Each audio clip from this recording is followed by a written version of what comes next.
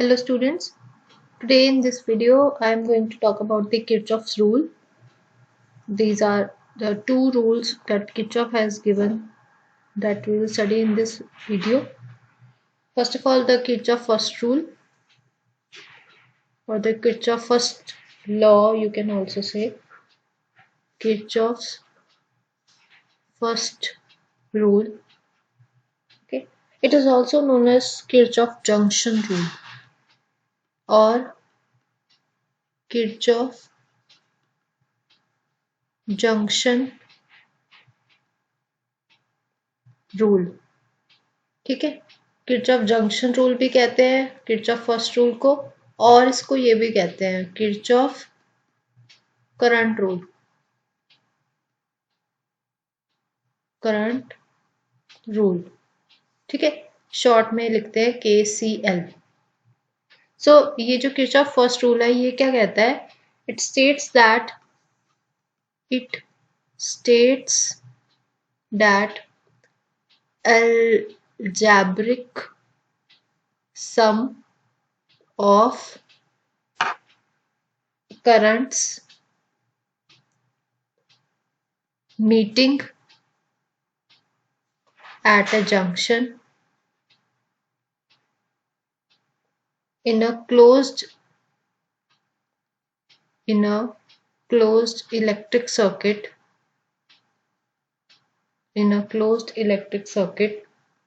is zero.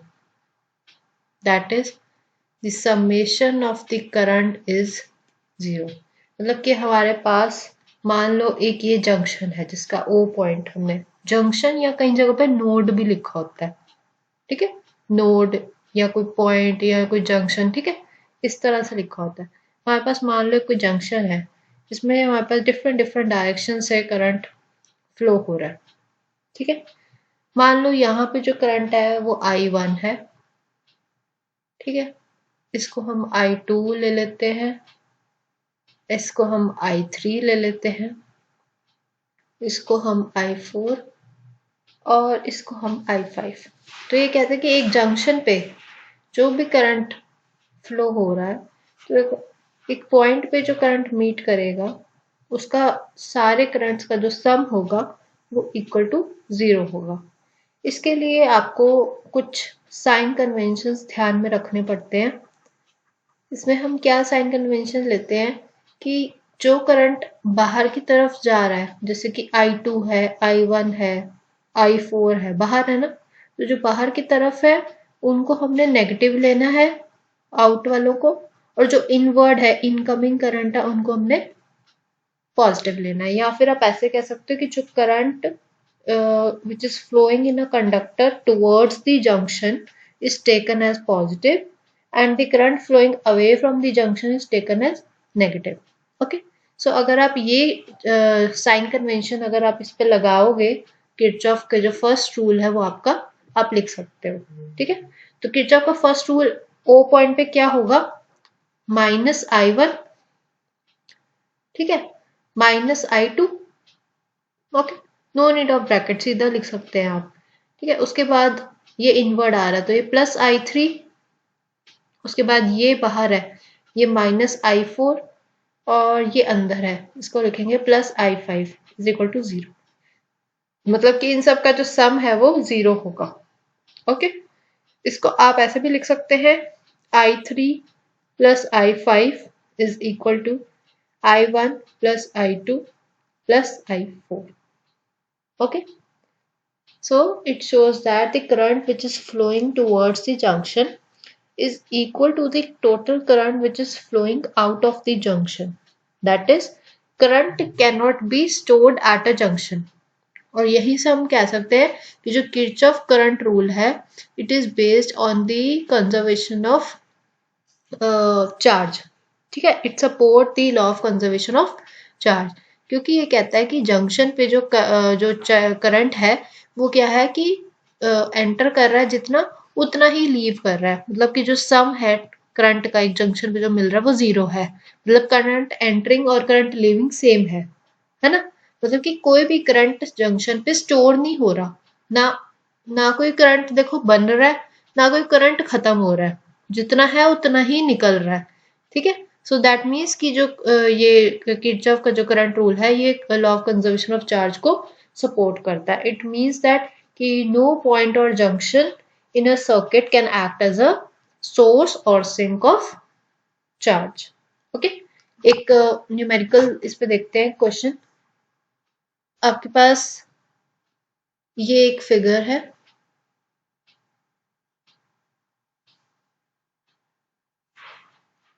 ठीक है। इसमें आपको करंट की वैल्यूज ऐसे दे रखी हैं 3A 4A और ये है 1.3A और ये है 2A और ये है I, ठीक है। इसमें ये जो I की वैल्यू है ये आपने निकालनी है। You have to find the current I। So what you will do is अपने साइन कन्वेंशन लगाने, जो करंट एंटरिंग है उसको आप ऐड कर दो। 3 और 4 एंटर हो रहा है, ऐड कर दिए। ये माइनस कर देंगे, बाहर जा रहा है 1.3, ये भी बाहर जा रहा है 2, माइनस कर दिया, और ये भी बाहर है I, तो minus I is equal to 0। I को एक तरफ ले जाएंगे, ये होगा 3 + 4 - 1.3 - 2, ठीक है, is equal to I। So I will become, इसको सॉल्व करेंगे 2 और 1.3 होगा 3.3। सो 7 में से 3.3 अगर हम लेस कर दें तो ये आएगा 3.7। ओके, सो जो I है इसकी वैल्यू आएगी 3.7 amperes. So this is how you can find out the value of any current. Okay, so now let's see the Kirchhoff second rule. Kirchhoff's second rule, इसको हम किरचॉफ लूप थ्योरम भी बोलते हैं। Kirchhoff's loop theorem, ठीक है। और इसमें हम इसको किरचॉफ वोल्टेज रूल भी बोलते हैं, ठीक है। किरचॉफ जो सेकंड रूल है इसको किरचॉफ लूप थ्योरम भी बोलते हैं और किरचॉफ वोल्टेज रूल भी बोलते हैं, केवीएल जिसको कहते हैं शॉर्ट में, ठीक है। तो ये हमें क्या, ये क्या स्टेटमेंट है किरचॉफ सेकंड रूल की? ये कहता है it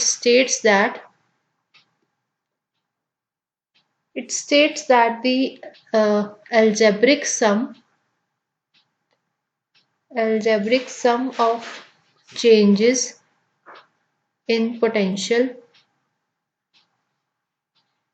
across any closed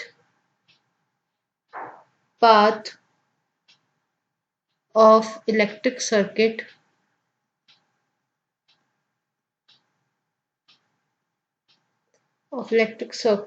or you can write electric loop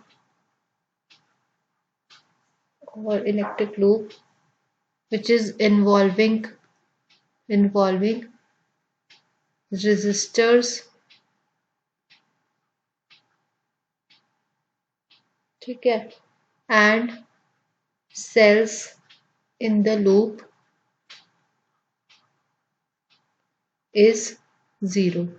That means summation delta V is equal to 0.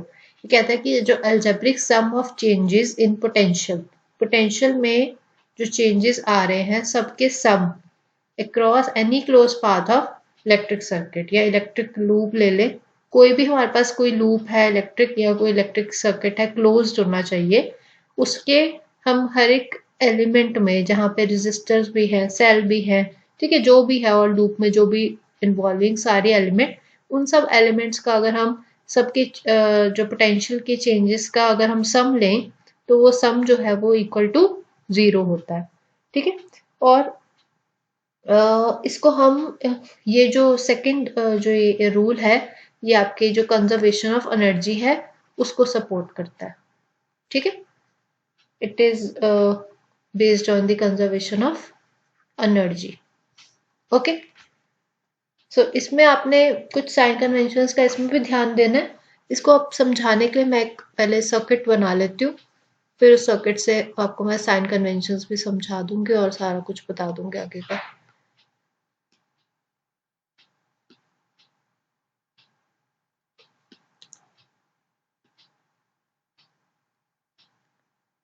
Okay, ये हमारे पास एक सेल है, इसकी E1 EMF है। उसके बाद इसी में यहाँ पे हमारे पास एक रेजिस्टर लगा हुआ है जिसका रेजिस्टेंस है R1। Then we have another resistor here in this arm which is R2।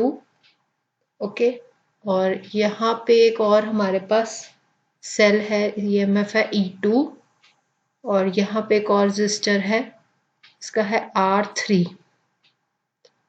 ठीक है, ये हमारे पास एक ये इलेक्ट्रिकल सर्किट हो गया। सबसे पहले काम करो, इसको नेम दे दो, ABCDEF, जैसे भी आप चाहो आप दे सकते हो। ठीक है, अब ये E1 है, यहाँ से जो करंट फ्लो कर रहा है इसका हमने दे दिया I1, ये ऐसे फ्लो कर रहा है। ठीक है, तो इस तरीके से यहाँ पे I1 करंट इस पूरे लूप में फ्लो कर रहा है। ये जो सेल है यहाँ से करंट फ्लो कर रहा है I2, इसमें ऐसे फ्लो कर रहा है। ठीक है, ये आपके पास ये I2 है। Okay, so if you take the closed path ABEFA, ठीक है, ABEFA मतलब ऊपर वाला। तो मैं आपको जस्ट ये बता रही हूँ कि जो ये सेकंड लॉ है, जो किरचॉफ का वोल्टेज रूल है, जो इसको आप कैसे किसी लूप में अप्लाई करते हैं। ठीक है, साइन कन्वेंशंस क्या है इसमें, देखिए, अगर आप ABEFA ले रहे हो, मतलब आप ए से शुरू कर रहे हो और आप इस तरह एंटी क्लॉकवाइज डायरेक्शन में जा रहे हो और खत्म कर रहे हो ए पे। ठीक है, जब भी आपने किसी लूप का नाम रखना है ना, लिखना है, ध्यान रखना कि स्टार्टिंग पॉइंट और एंड पॉइंट दोनों आने चाहिए। ये नहीं कि ABEF ना, वो क्लोज लूप नहीं बनेगी। क्लोज लूप होएगी जब आप ABEFA लिखोगे। ठीक है, तो ये बात का ध्यान रखना, क्योंकि ये जो किरचॉफ का वोल्टेज लॉ जो ये रूल है, ये सिर्फ क्लोज सर्किट में एप्लीकेबल है। जहां पे लूप्स होंगी ना क्लोज्ड, जहां पे क्लोज सर्किट होंगे, लूप्स होंगे, वहीं पे आप अप्लाई कर सकते हो। तो ये क्लोज पाथ जो है पूरा लिखना है ABEFA। तो स्टार्टिंग अगर आप ए से कर रहे हो यहाँ पे, अब देखो, जब पॉजिटिव से शुरू कर रहे हो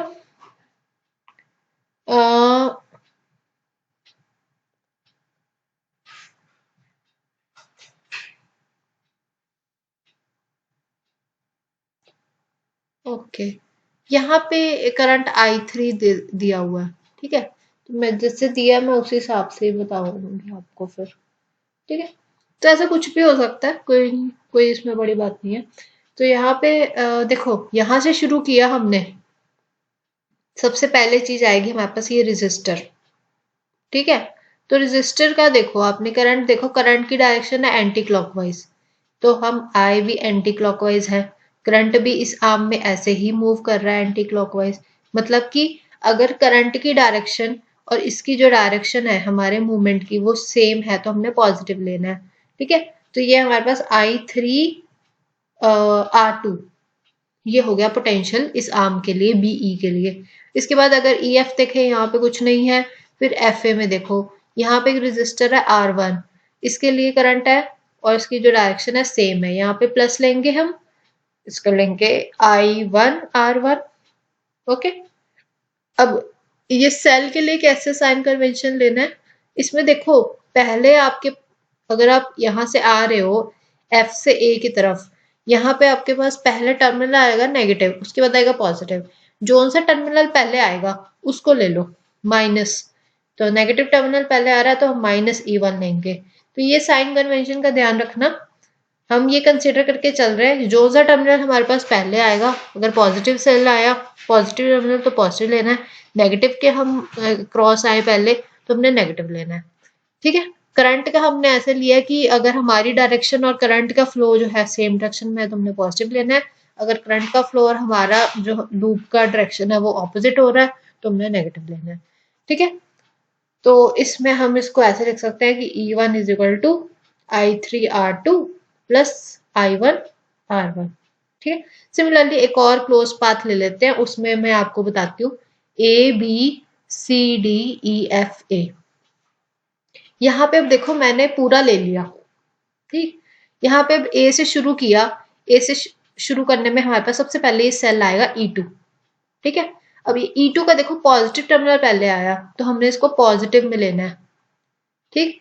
उसके बाद इसका R3 आएगा रेजिस्टर, इसके क्रॉस पोटेंशियल R3 के क्रॉस क्या होएगा, I multiply by this resistor. तो यहाँ पे करंट कितना फ्लो कर रहा है इस आर्म में, I2 फ्लो कर रहा है ना। और I2 की जो डायरेक्शन है और जो हमारी डायरेक्शन है वो सेम है कि ऑपोजिट है, आप सोचो। हम आ रहे हैं A से इस तरफ, है ना, मतलब हमारे एंटी क्लॉकवाइज, और करंट यहाँ पे है क्लॉकवाइज इस नीचे नीचे वाली आर्म में, तो ये ऑपोजिट हो गया, तो minus I2 R3। Okay.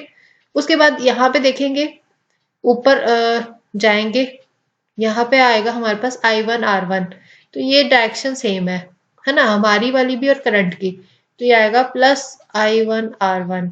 Then हमारे पास फिर से ये आएगा नेगेटिव टर्मिनल पहले, तो हम लिखेंगे minus E1 is equal to 0। इसको हम लिख सकते हैं E1 minus E2 is equal to I1 R1 minus I2 R3। So यहाँ से हमारे पास आ गया कि जो समेशन E है this is nothing but the summation over I R, ठीक है। जो कि अगर हम सारों की समेशन अगर E की लेते हैं तो वो क्या होती है, 0 होती है। तो किरचॉफ का फर्स्ट रूल और जो किरचॉफ सेकंड रूल है इनमें क्या डिफरेंस है, पहला जो लॉ है, फर्स्ट और सेकंड में डिफरेंस देखते हैं। फर्स्ट जो है वो सपोर्ट करता है law of conservation of charge को, जो सेकंड वाला है वो सपोर्ट करता है law of conservation of energy को। जो किरचॉफ करंट रूल है उसमें ये होता है कि जो समेशन आई है वो 0 होता है, यहाँ पे होता है कि जो समेशन वी है, ठीक है, वो 0 है, समेशन डेल्टा वी। यहाँ हम लिखते हैं कि जो समेशन ई है that is equal to summation IR, ऐसे भी लिख सकते हैं, ठीक है। जो किरचॉफ करंट है ये ओपन और क्लोज्ड सर्किट दोनों के लिए एप्लीकेबल है, ये सिर्फ क्लोज सर्किट के लिए एप्लीकेबल है, ठीक है। इसका भी एक एग्जांपल देख लेते हैं, आपको और क्लैरिटी आ जाएगी कि अगर हमारे पास ऐसे सर्किट्स हैं, मल्टी लूप सर्किट है, तो हमें कैसे सॉल्व करनी है। Okay okay. सो हमारे पास एक बैटरी है, we have a battery of 6 volt and internal resistance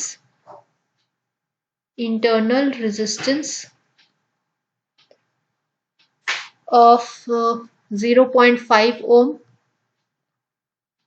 is joined in parallel with another of 10 volt and internal resistance इसका जो है, इसका internal resistance है वो है 1 ohm, ठीक है। the combination sends current through an external resistor, through an external resistor या resistance of 12 ohm. You have to find the current. Find the current through each battery. Okay. इसको हम statement को दोबारा देखते हैं और फिगर बनाते हैं इसका। हमारे पास एक बैटरी है 6 वोल्ट की जिसका इंटरनल रेजिस्टेंस है 0.5। इस बैटरी को हमने पैरेलल में ज्वाइन किया हुआ है एक और बैटरी के साथ जिसका पोटेंशियल है 10 वोल्ट और उसका इंटरनल रेजिस्टेंस है 1 ओम, ठीक है। तो कंबाइन इनका जो करंट है वो ये एक्सटर्नल रेजिस्टेंस से फ्लो हो रहा है, वो है जिसका रेजिस्टेंस है 12 ओम। तो हमने बताना कि करंट कितना होगा दोनों बैटरीज में से। तो पहले तो फिगर बना लो, नेक्स्ट पेज पे बनाते हैं। ओके सो ये हमारे पास एक बैटरी है, इसको हमने एक और बैटरी कनेक्ट कर दिया पैरेलल में, ठीक है। और ये बाहर एक और एक्सटर्नल रेजिस्टर के साथ कनेक्टेड है, ठीक है। यही थी हमारे पास स्टेटमेंट। इसको हम ए पॉइंट मान लेते हैं, इसको बी मान लेते हैं, इसको हम E1 बैटरी कर देते हैं जिसका पोटेंशियल है 6 वोल्ट और इंटरनल डिस्टेंस है 0.5 ओम। इसका हम E2 कर देते हैं 10 वोल्ट है जिसकी बैटरी और ये इंटरनल रेजिस्टेंस है 1 ओम। ठीक है। अच्छा, यहाँ पे अब आप देखो, ये रेजिस्टेंस है जो एक्सटर्नल रेजिस्टेंस की रेजिस्टेंस है 12 ओम। अब इसमें करंट जो है ना, करंट आप देखो यहाँ से फ्लो जो कर रहा है, यहाँ पे जो फ्लो कर रहा है इधर से, ये है आपका मान लो I1। ठीक है। और ये जो E2 से फ्लो कर रहा है मान लो I2 है। ठीक। तो यहाँ पे जो करंट फ्लो करेगा that will be I1 plus I2। तो यही I1 प्लस I2 यहाँ पे आ रहा है और उतना ही ये यहाँ से निकल रहा है।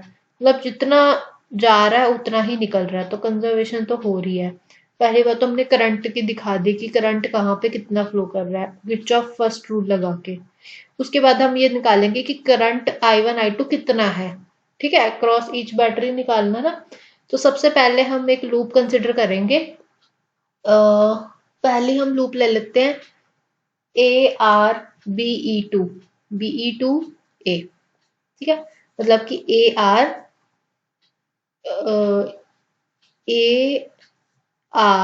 BE2 A। ओके, नीचे वाला पार्ट हमने ले लिया। अब इसमें आप देखेंगे कि जो करंट है वो आप देखो I1 प्लस I2 फ्लो हो रहा है, रेजिस्टर है हमारे पास 12। और उसके बाद जो है ये आ रहा है सेल, ये सेल आ रहा है। इसका हम देखेंगे नेगेटिव वाला पार्ट पहले आ रहा है, तो हम लिखेंगे माइनस, ये 10 है, this is equal to 0। Okay.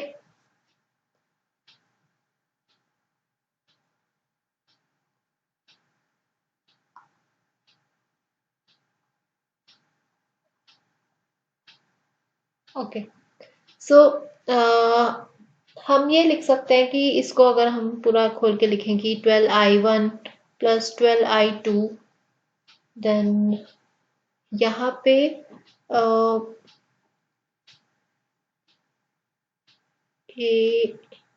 A R,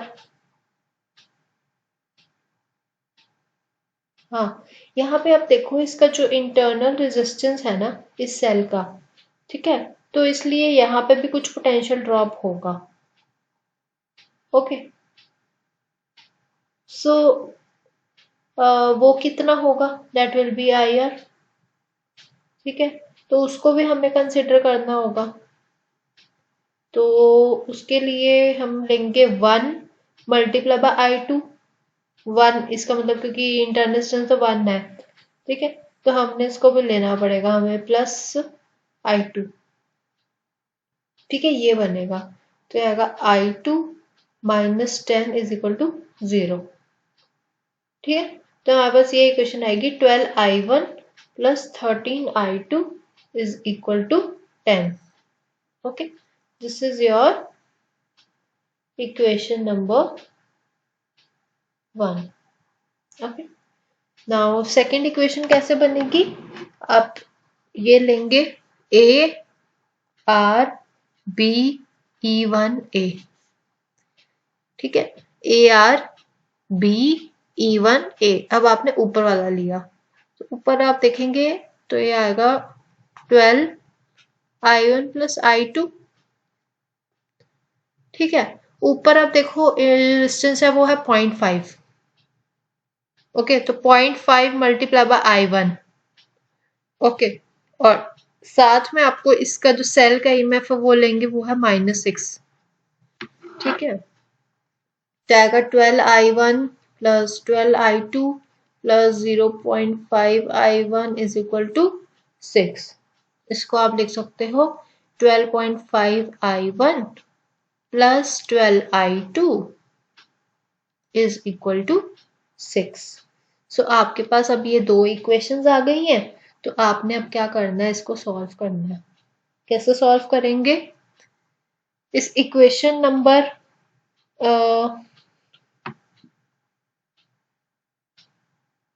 ये वाली जो इक्वेशन है इसको मल्टीप्लाई कर देते हैं 12 के साथ, इसको मल्टीप्लाई करते हैं 13 के साथ। ठीक है, तो हमारे पास ये क्या आएगी, मल्टीप्लाई करने के बाद जो आएगा मैं डायरेक्ट लिख रही हूँ, that will be 162.5 I1 plus 156 I2 is equal to 78. Okay, and second will be 144 I1 plus 156 I2 is equal to 120. Okay, ये इक्वेशंस आ गई। अब आपने सब्ट्रैक्ट कर देना है इक्वेशन को। तो सब्ट्रैक्ट करने के बाद आपके पास ये बनेगा 18.5 I1 is equal to -42 and I1 की वैल्यू आ जाएगी -42 अपॉन 18.5। यहाँ इस क्वेश्चंस में ज्यादातर गलती प्लस माइनस की होती है, कैलकुलेशन की होती है ऐसे सॉल्व करने वक्त, तो ये बहुत ध्यान से सॉल्व करना, ठीक है। -2.27 एम्पियर। फिर ये I1 की वैल्यू जो है आप इक्वेशन में पुट कर दोगे तो आपके पास I2 आ जाएगा। तो मैं लिख रही हूँ 12 मल्टीप्लाई बाय -2.27, ठीक है, plus 13 I2 is equal to 10। इस इक्वेशन में मैंने पुट कर दी वैल्यू, तो मेरे पास I2 की वैल्यू आ गई 2.86 एम्पियर। तो इस तरीके से हम I1 और I2 जो है हमारे पास करंट आ गए, ठीक है। तो इस तरीके से आप बहुत सारे क्वेश्चंस हैं इसमें किरचॉफ वोल्टेज लॉ के, आपको आप अपने प्रैक्टिस करें, और जितने ज़्यादा प्रैक्टिस करेंगे आपका और हाथ खुलता जाएगा, क्योंकि इसमें गलतियां जो हैं ज़्यादातर बहुत सिंपल सिंपल सी गलतियां हो जाती हैं, तो प्रैक्टिस करने से काफ़ी सही रहेगा, ठीक है। तो अगर if you are having any doubts you can put in the comment section. So that's all for today, thank you and have a nice day.